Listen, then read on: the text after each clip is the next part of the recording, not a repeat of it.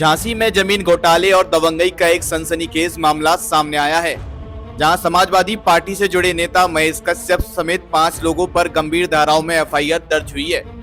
आरोप सिर्फ विवादित जमीन बेचने का नहीं है, बल्कि निर्माण सामग्री चोरी करने, कोर्ट के स्टे के बावजूद कब्जा और निर्माण कराने, अवैध वसूली और कट्टा दिखाकर जान से मारने की धमकी देने तक के हैं।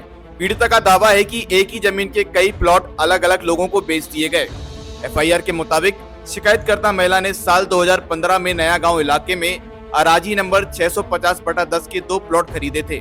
रजिस्ट्री के दौरान दावा किया गया कि जमीन पूरी तरह विवाद मुक्त है और उस पर कोई केस या स्टे नहीं है।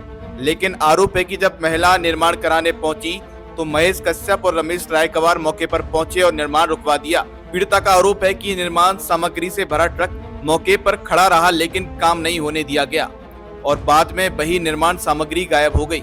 एफआईआर में दावा किया गया है कि रमेश रायकवार और महेश कश्यप ने उस सामग्री का इस्तेमाल अपने निर्माण कार्य में कर लिया।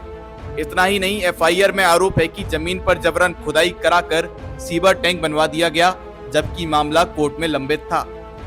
पीड़िता ने एफआईआर में कहा है कि बाद में उसे पता चला कि जमीन पर पहले से कोर्ट का स्टे चल रहा था, लेकिन ये जानकारी उससे छुपाई गई। आरोप है कि स्टे की जानकारी होने के बावजूद प्लॉट बेचे गए। एफआईआर में ये भी दावा किया गया कि इसी जमीन के करीब 22 और प्लॉट अलग अलग लोगों को बेचे गए और कई खरीदार कोर्ट के चक्कर काट रहे हैं। मामला यही नहीं रुका। पीड़िता ने आरोप लगाया है कि जब उसने खुदाई रुकवाने की कोशिश की तो महेश कश्यप ने कट्टा लहराकर धमकाया और प्लॉट पर आने से मना कर दिया। एफआईआर के अनुसार पीड़िता को जान से मारने तक की धमकी दी गई। शिकायतकर्ता ने यह भी आरोप लगाया है कि अर्जुन चक्रवर्ती नाम के आरोपी ने उससे 3 लाख रुपए की अवैध मांग की। एफआईआर में यह भी लिखा गया है कि कोर्ट में चल रहे केस की पैरवी जानबूझकर कमजोर की गई ताकि कब्जा और निर्माण कराया जा सके। अब इस पूरे मामले में समाजवादी पार्टी से जुड़े नेता महेश कश्यप का नाम सामने आने के बाद राजनीतिक चर्चाएं भी तेज हो गई हैं। फिलहाल पुलिस ने धोखाधड़ी, धमकी, ब्लैकमेल और संगठित अपराध जैसे गंभीर धाराओं में मामला दर्ज कर जांच शुरू कर दी है।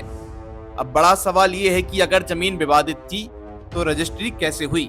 अगर कोर्ट का स्टे था तो निर्माण किसके संरक्षण में हुआ और आखिर पीड़िता की निर्माण सामग्री कहां गई? फिलहाल पूरे मामले की जांच जारी है।